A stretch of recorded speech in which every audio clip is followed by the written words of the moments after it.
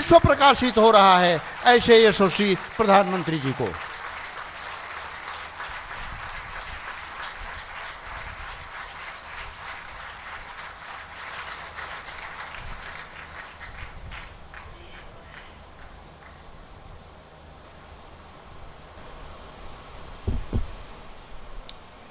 श्री हरि वसुदेव सुतम देवम कंस चाणूरमर्दनम देवकी परमानंदम कृष्णम वंदे जगद्गुरु।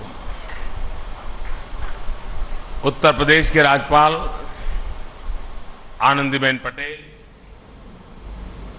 मुख्यमंत्री श्रीमान योगी आदित्यनाथ जी, गीता प्रेस के श्री केशवराम अग्रवाल जी, श्री विष्णु प्रसाद जी, सांसद भाई रवि किशन जी, अन्य महानुभाव, देवी और सज्जनों,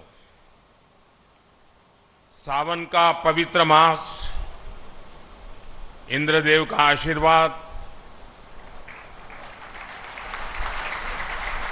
शिवावतार गुरु गोरखनाथ की तपोस्थली और अनेकानेक संतों की कर्मस्थली ये गीता प्रेस गोरखपुर। जब संतों का आशीर्वाद फलीभूत होता है तब इस तरह के सुखद अवसर का लाभ मिलता है।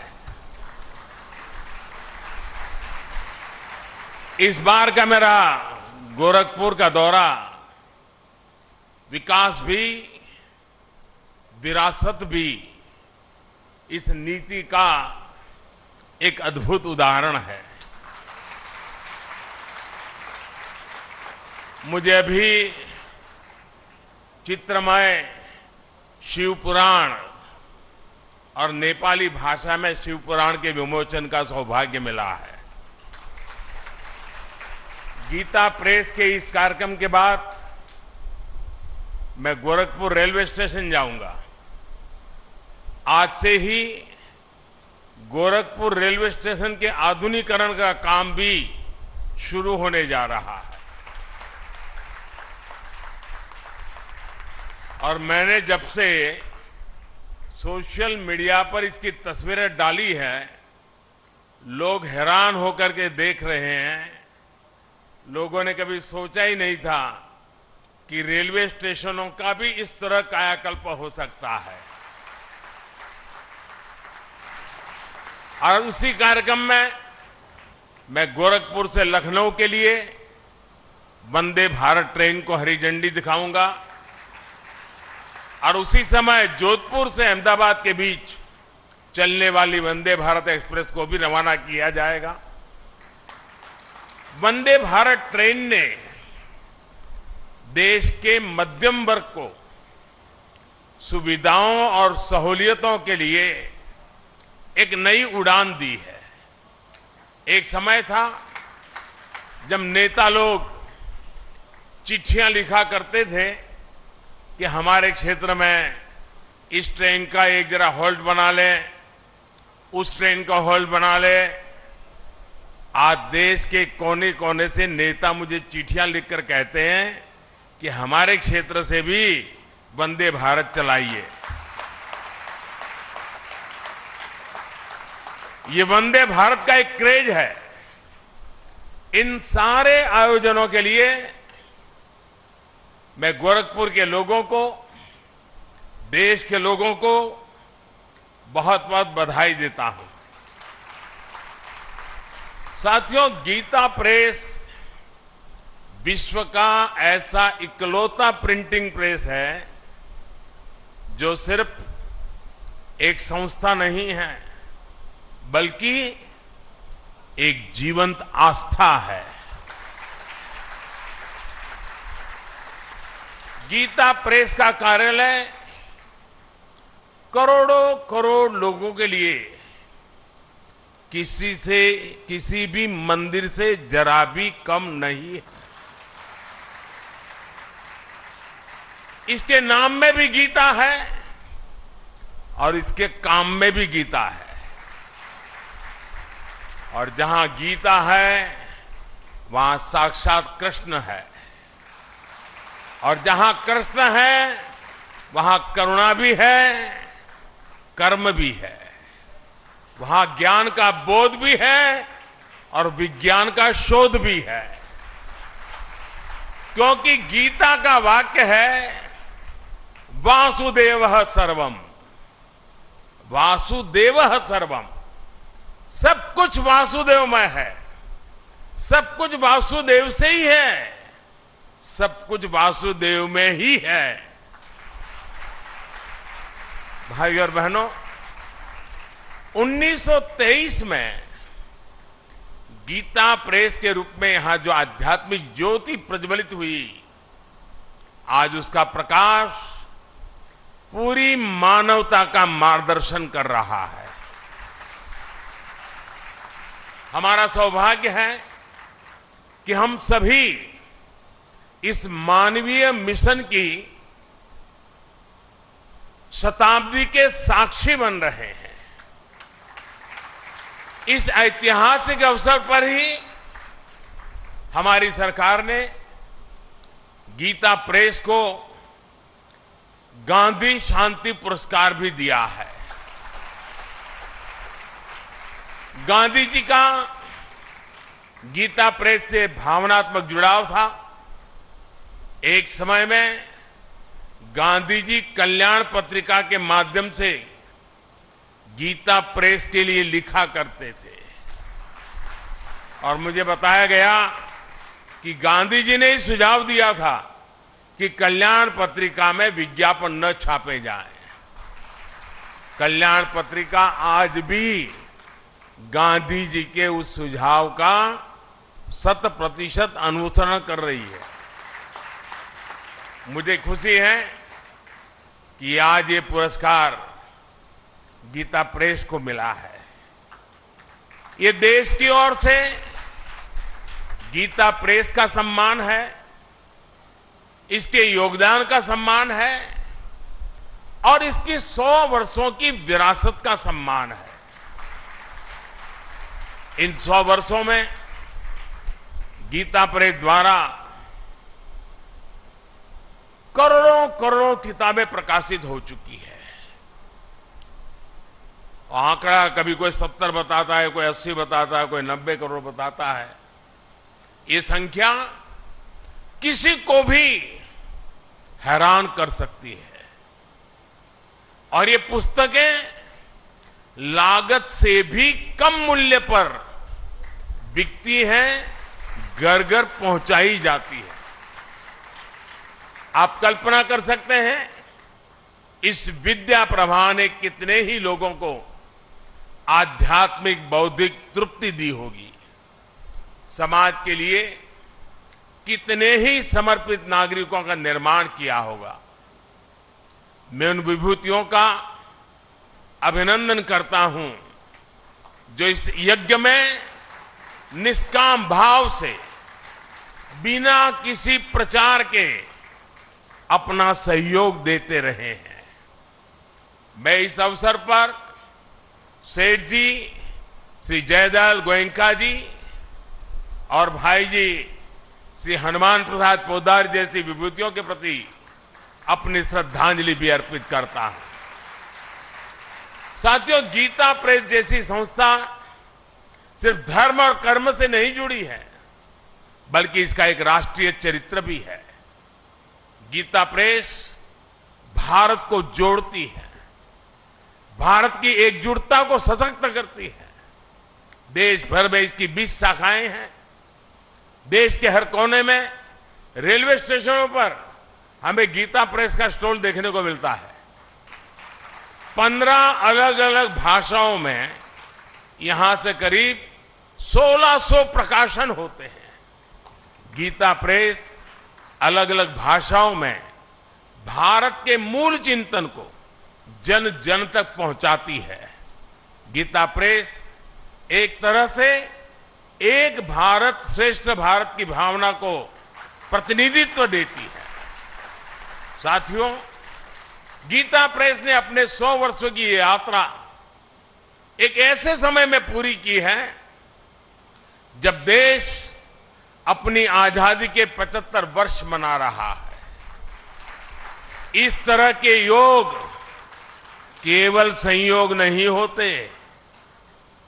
1947 के पहले भारत ने निरंतर अपने पुनर्जागरण के लिए अलग अलग क्षेत्रों में प्रयास किए। अलग अलग संस्थाओं ने भारत की आत्मा को जगाने के लिए आकार लिया। इसी का परिणाम था कि 1947 आते आते भारत मन और मानस से गुलामी की बेड़ियों को तोड़ने के लिए पूरी तरह तैयार हो गया। गीता प्रेस की स्थापना भी इसका एक बहुत बड़ा आधार बनी। 100 साल पहले का ऐसा समय जब सदियों की गुलामी ने भारत की चेतना को धूमिल कर दिया था। आप भी जानते हैं कि इससे भी सैकड़ों साल पहले विदेशी आक्रांताओं ने हमारे पुस्तकालयों को जलाया था। अंग्रेजों के दौर में गुरुकुल और गुरु परंपरा लगभग नष्ट कर दिए गए थे। ऐसे में स्वाभाविक था कि ज्ञान और विरासत लुप्त होने की कगार पर थे। हमारे पूज्य ग्रंथ गायब होने लगे थे। जो प्रिंटिंग प्रेस भारत में थे वो महंगी कीमत के कारण सामान्य मानवी की पहुंच से दूर थे। आप कल्पना करिए, गीता और रामायण के बिना हमारा समाज कैसे चला रहा होगा। जब मूल्यों और आदर्शों के स्रोत ही सूखने लगे तो समाज का प्रवाह अपने आप थमने लगता है। लेकिन साथियों, हमें एक बात और याद रखनी है।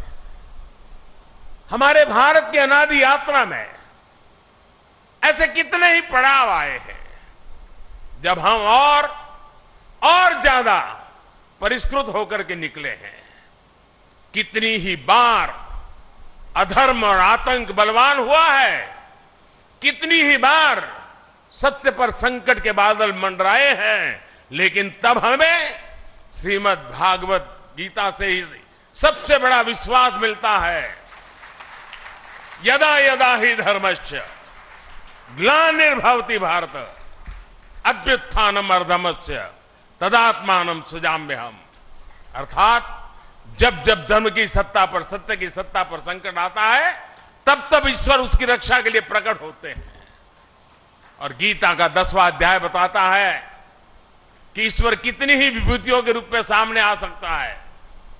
कभी कोई संत आकर समाज को नई दिशा दिखाते हैं तो कभी गीता प्रेस जैसी संस्थाएं मानवीय मूल्यों और आदर्शों को पुनर्जीवित करने के लिए जन्म लेती है।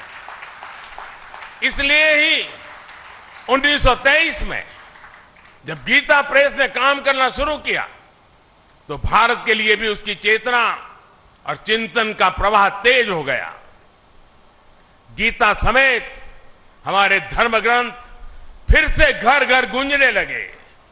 मानस फिर से भारत के मानस से हिलमिल गई। इस ग्रंथों से पारिवारिक परंपराएं और नई पीढ़ियां जुड़ने लगी। हमारे पवित्र ग्रंथ आने वाली पीढ़ियों की थाती बनने लगे। साथियों, गीता प्रेस इस बात का भी प्रमाण है कि जब आपके उद्देश्य पवित्र होते हैं, आपके मूल्य पवित्र होते हैं, तो सफलता आपका पर्याय बन जाती है। गीता प्रेस एक ऐसा संस्थान है जिसने हमेशा सामाजिक मूल्यों को समृद्ध किया है, लोगों को कर्तव्य पथ का रास्ता दिखाया है। गंगा जी की स्वच्छता की बात हो, योग विज्ञान की बात हो, पतंजलि योग सूत्र का प्रकाशन हो, आयुर्वेद से जुड़ा आरोग्य अंक हो, भारतीय जीवन शैली से लोगों को परिचित करवाने के लिए जीवनचर्या अंक हो, समाज में सेवा के आदर्शों को मजबूत करने के लिए सेवा अंक और दान महिमा हो, इन सब प्रयासों के पीछे राष्ट्र सेवा की प्रेरणा जुड़ी रही है। राष्ट्र निर्माण का संकल्प रहा है।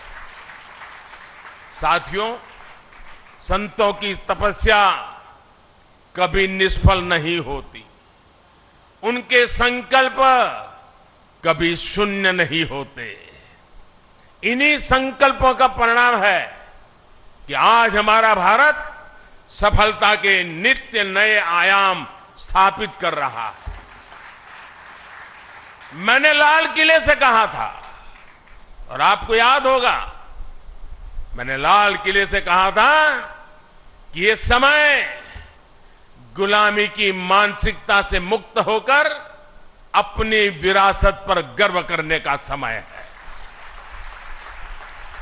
और इसलिए शुरुआत में भी मैंने कहा, आज देश विकास और विरासत दोनों को साथ लेकर चल रहा है।